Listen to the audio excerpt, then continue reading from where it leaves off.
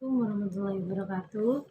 Kenalkan, nama saya Nurul Fitria Rosalenia dengan NIM T 2018-1162. Di sini saya akan menjelaskan tentang media pembelajaran. Pembelajaran menurut Undang-Undang Nomor 20 Tahun 2003 tentang Sisdiknas, yaitu proses interaksi peserta didik dengan pendidik dan sumber belajar pada suatu lingkungan belajar. Dengan demikian, media pembelajaran disebut juga sebuah alat yang berfungsi untuk menyampaikan pesan atau informasi yang akan diberikan dalam suatu pembelajaran. Sedangkan media pembelajaran secara umum adalah alat bantu proses dalam belajar mengajar. Media pembelajaran dapat digunakan untuk merangsang pikiran, perasaan, perhatian, dan kemampuan dan keterampilan belajar sehingga dapat mendorong terjadinya proses belajar yang lebih efektif dan efisien. Ini saya lanjut kepada materi yang kedua, yaitu tentang fungsi media pembelajaran. Media sering disebut dalam bentuk kemasan untuk mencapai tujuan pembelajaran. Dalam situasi hal seperti ini, tujuan telah diterapkan petunjuk dan pedoman kerja untuk mencapai suatu tujuan yang telah diberikan. Bahan-bahan atau material telah disusun dengan rapi dan alat ukur evaluasi juga disertakan. Media pembelajaran yang mempersyaratkan situasi seperti ini dapat berwujud dengan modul, paket belajar, kaset, dan perangkat lunak komputer yang dipakai oleh peserta didik atau peserta pelatihannya. Di sini, menurut Routry, dalam mengemukakan media pembelajaran itu terdapat 6 fungsinya. Yang pertama yaitu membangkitkan motivasi belajar. Bagaimana kita itu sebagai guru harus mempunyai hal atau ide yang membangkitkan semangat dan motivasi belajar anak. Yang kedua yaitu mengulang apa yang telah dipelajari. Jadi kita harus mengulang apa yang telah kita ajarkan kepada murid, baik itu diulang langsung ataupun hari selanjutnya. Kemudian yang ketiga yaitu menyediakan stimulus belajar. Yang keempat, mengaktifkan respon siswa. Jadi dalam mengaktifkan respon siswa ini kita bisa dengan cara tanya jawab. Ini berhubungan dengan yang nomor 5 yaitu memberikan umpan balik dengan segera. Jadi apa yang murid atau siswa tanyakan, kita harus memberi umpan balik dengan segera dan dengan tanggap. Dan juga misal ada masalah atau apa, kita harus kata pengantarnya itu juga respon juga tanggap dalam menghadapinya. Kemudian yang keenam yaitu mengalahkan latihan yang serasi. Jadi kita itu harus mengadakan itu pelatihan yang serasi dengan pembelajaran. Nah, agar agar siswa kita itu tidak bosan dalam pembelajaran tersebut. Mungkin cukup itu, selanjutnya dilanjutkan oleh rekan saya. Perkenalkan, nama saya Indah Quratul Ayun, NIM T 2018-1193. Di sini saya akan menjelaskan tentang prinsip-prinsip dalam memilih media pembelajaran. Ada beberapa prinsip-prinsip dalam memilih media pembelajaran. Prinsip yang pertama yaitu prinsip efektivitas dan efisiensi. Prinsip efektivitas sendiri yaitu keberhasilan pembelajaran yang diukur dari ketercapaian tujuan pembelajaran. Jadi, pembelajaran bisa dikatakan efektif jika pembelajaran sudah mencapai tujuan yang diinginkan. Sedangkan efisiensi sendiri yaitu pencapaian tujuan pembelajaran yang menggunakan media waktu dan sumber daya yang lain seminimal mungkin.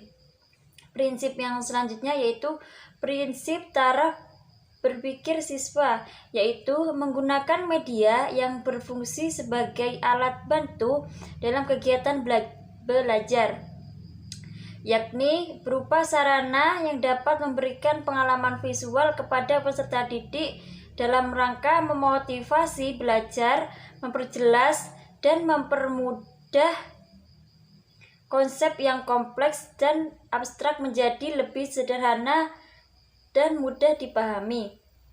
Prinsip yang selanjutnya yaitu prinsip interaktivitas media pembelajaran. Jadi, prinsip interaktivitas ini lebih memperhatikan media pembelajaran yang digunakan. Semakin interaktif media pembelajaran yang digunakan, semakin siswa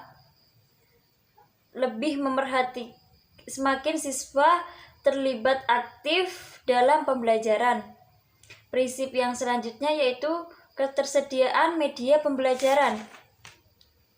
Jadi, media pembelajaran sangat penting untuk mencapai tujuan dalam proses belajar dan pembelajaran. Media pembelajaran yang dibutuhkan harus sesuai dengan materi yang diajarkan. Jika pembelajaran tidak menggunakan media pembelajaran, maka tujuan pembelajaran akan sulit dicapai. Prinsip yang kelima yaitu kemampuan guru untuk menggunakan media pembelajaran. Jadi, media pembelajaran sebagai perangsang peserta didik untuk semangat belajar. Jadi, semakin guru kreatif membuat perangsang, semakin siswa semangat untuk belajar. Yang kelima yaitu kemampuan guru untuk menggunakan media pembelajaran. Jadi, media pembelajaran sebagai perangsang peserta didik untuk semangat belajar. Jadi, semakin guru kreatif